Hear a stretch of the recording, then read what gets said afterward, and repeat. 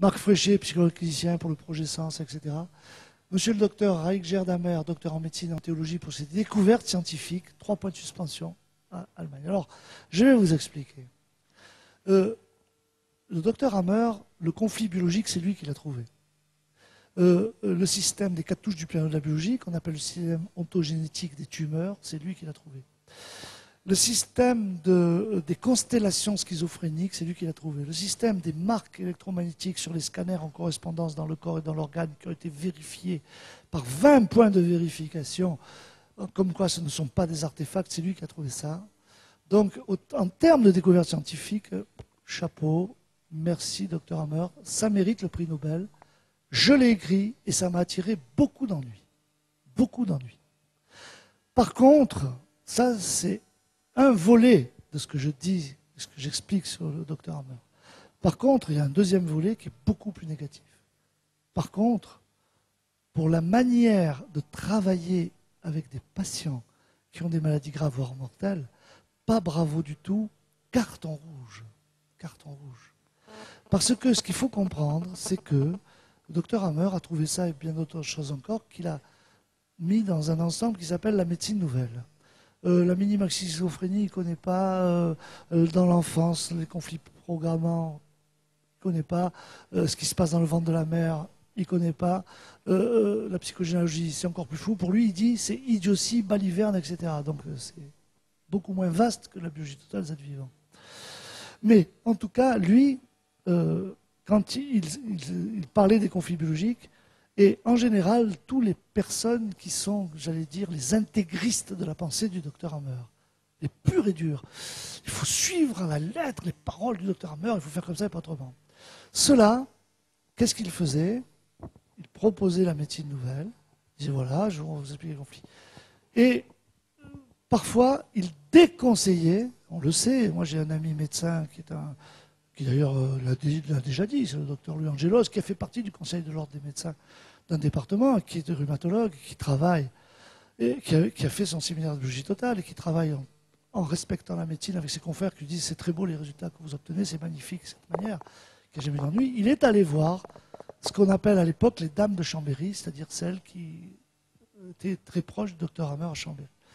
Et il leur a dit, oh, c'est formidable, ce qu'il a trouvé, vous avez vu, docteur, c'est formidable, hein, c'est un gros progrès, le docteur Hammer, vous savez, il a beaucoup d'envie. Et il a dit, eh ben moi, justement, j'ai fait la biologie totale avec Claude Sabat. Alors là, ces dames ont poussé des grands cris, notamment une. Oui, ne me parlez pas de Claude Sabat, c'est un renégat pour le docteur Hammer, vous ne vous rendez pas compte, il ne fait pas de la médecine nouvelle, il demande qu'est-ce qui s'est passé dans le ventre de la mère, etc. Et en plus, vous vous rendez compte, il dit de continuer les traitements, il dit de continuer les chimiothérapies, comme si c'était une erreur. Comme si j'étais fou. Et là, le docteur Louis Angelos lui a répondu à cette dame, eh bien, c'est normal. Tant que les gens sont malades, quand ils ont des cancers, ils se soignent. Comme ça, ils sont contrôlés par les chimiothérapies et la radiothérapies. Et pendant ce temps, on essaie de trouver le conflit.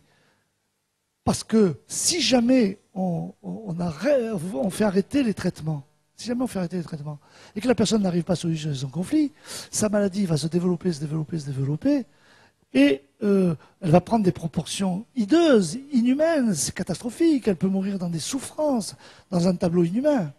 À ce moment-là, cette dame lui a répondu textuellement, nous ne sommes pas là pour que les malades guérissent ou meurent, nous sommes là pour prouver que le docteur Hammer a raison.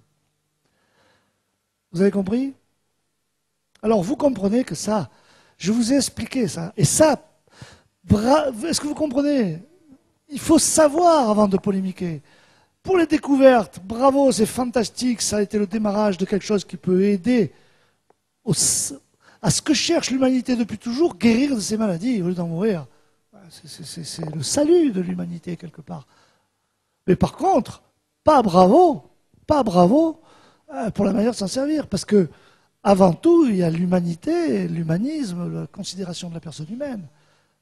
La morale, l'éthique, la déontologie. On ne peut pas prendre les gens comme des cobayes. Et ce qui est plus terrible, c'est quand ces personnes disaient « Ah ben vous choisissez, mais en tout cas, vous ne pouvez pas faire les deux ensemble, elles ne sont pas compatibles. Alors, ou vous choisissez, ou vous faites la médecine officielle, ou alors vous faites la médecine nouvelle. Mais vous ne pouvez pas faire les deux, ça ne marche pas. » Comme les gens se savent condamner, ça les enclin, c'est comme une manipulation du cerveau et des pensées pour qu'ils décident d'arrêter leur traitement pour tenter la médecine nouvelle, puisque là, il y a peut-être une chance, puisqu'en médecine officielle, on leur a dit clairement qu'on ne pouvait plus rien pour eux. Donc, c'est les manipuler pour qu'après, ils fassent des tableaux terribles s'ils n'arrivent pas à solutionner. S'ils solutionnent, ils guérissent, tout le monde est content. Donc, ça mérite d'avoir des ennuis, des procès, des amendes, des radiations éventuellement, et de la prison. Est-ce que vous comprenez? Sachez, il faut bien faire la part des choses. Chaque chose est une chose. Il a peut-être mal été conseillé, mal été secondé, ça a été une erreur de départ. Et puis, quand on se trompe, d'abord, il faut faire amende honorable. Parce que, comme je vous l'ai expliqué, en plein traitement, si jamais la personne bascule, c'est tellement plus puissant que tout, que de toute manière, il guérit pendant son traitement. Et dès le mois suivant, à la fin de la cure suivante, on voit déjà les hémorragions, on fait des bilans, on voit que ça marche. Alors des fois, on pousse un peu plus le traitement, et après on l'arrête et la personne est guérie. Et après tout, qu'est-ce qu'on s'en fiche qu'on attribue ça à l'efficacité soudaine du chimiothérapie qui ne marchait pas avant, ou à la combinaison des deux. L'important, c'est que la personne qui doit mourir s'en sorte. Il n'y a que ça à voir si on est un peu corticalisé, quoi, à mon avis. Hein. Et après, on essaye de faire au mieux. Donc voilà des informations claires et précises sur ce qui s'est passé. Hein. Alors, bien entendu, on fait un amalgame. Hein. Il déconseille d'arrêter les traitements. Pas du tout. Moi, j'ai fait reprendre des traitements anticancéreux.